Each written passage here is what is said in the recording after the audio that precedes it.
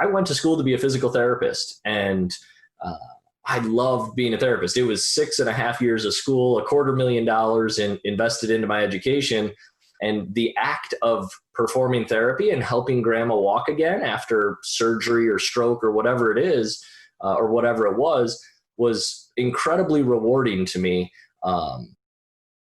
And yet something felt off back then. It was almost as soon as I started practicing, I enjoyed the act of therapy, but I just felt like I had jumped through all the hoops that society told me to, right? I had gone to school, I had got good grades, I got 3 degrees.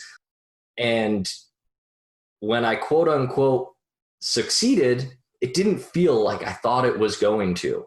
I guess disillusioned is the best word. I had done all the things I was quote unquote supposed to do, and it didn't feel like I thought it was going to.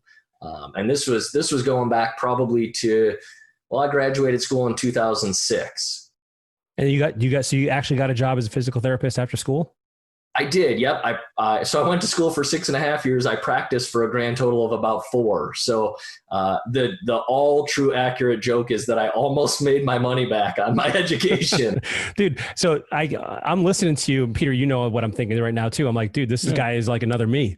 Like right. Now, that's what I was just going to say. But you're smarter than me because I spent 15 years in school.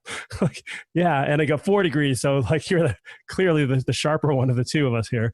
So, okay. So you get into this first job and like, so you're enjoying the hands-on part of it, but there's a whole other part that didn't feel right to you. Like what was that? What fell off?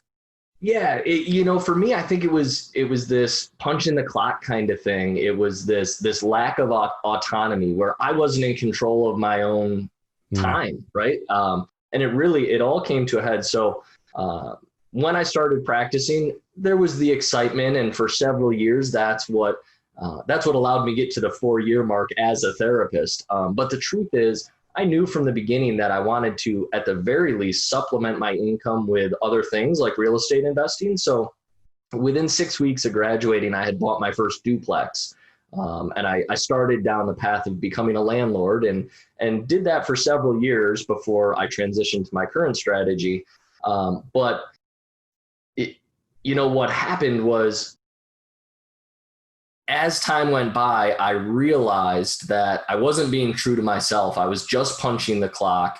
I was just going through the motions day in and day out. And I don't want to paint this picture that I was, facing some crippling depression and I was in the fetal position. Like, life was pretty good.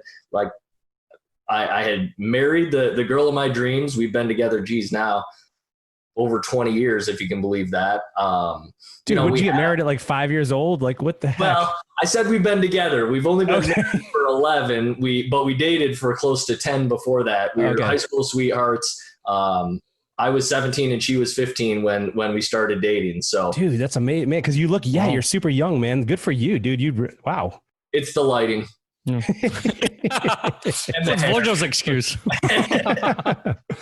No, but so all kidding aside, like I just like I did all the things that society said I should do to be quote unquote happy.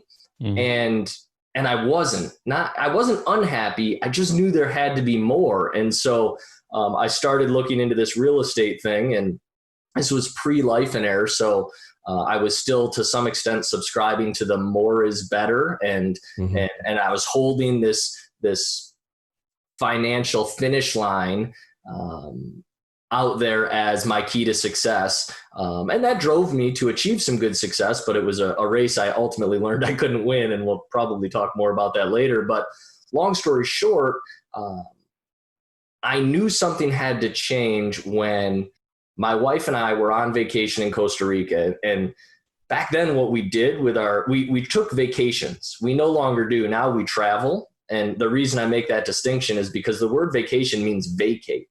And back then, I truly had to vacate my everyday life as a therapist in order to experience my highest levels of happiness. And we were down in Costa Rica. It was a dream, like pure bliss. Whatever your perfect vacation is, that's what this was for us. I was walking on the beach with the ocean waves crashing on my ankles. The sun was shining. I was drinking a cold beer. My wife was sunbathing down down the other end of the beach. I was considering taking a surfing lesson. Like, it was awesome, like pure bliss. And then in that moment, that's when it happened. Like, it occurred to me that 48 hours later, I was going to be thrown back into my real world of not only the 9 to 5 as a therapist, but also chasing the rents as a landlord, because I wasn't cut out to be a landlord. We'll say that.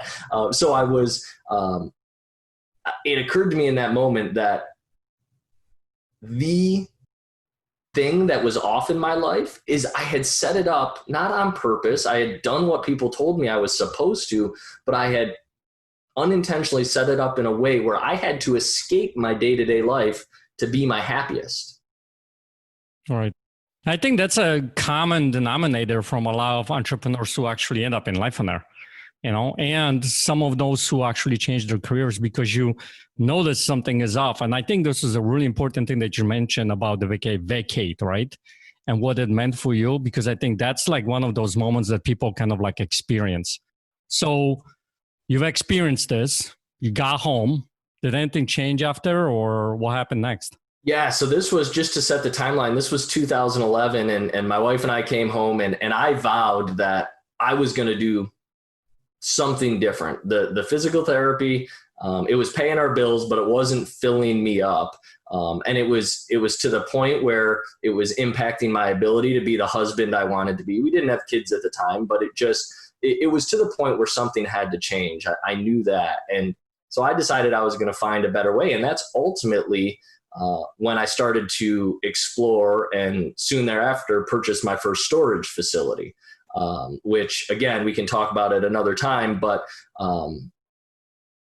it was that first storage facility that I look back on with extreme gratitude as, one, it's the investment that got me out of my 9 to 5, but looking back, far more importantly, it's the investment that allowed me to create space in my life for things like Lifeonaire. And the journey that I've been on since finding Lifeonaire has been, I mean, words can't do justice to how grateful I am for being exposed to the Lifeonaire organization and the concepts and everything that I've experienced since then. I mean, I'm not exaggerating when I say there's not an aspect of my life that hasn't been impacted in a hugely beneficial way because of my involvement with this organization. So, I'm happy to share as many details as you guys think your audience would be interested in hearing, but it's been an awesome ride. I'll say that.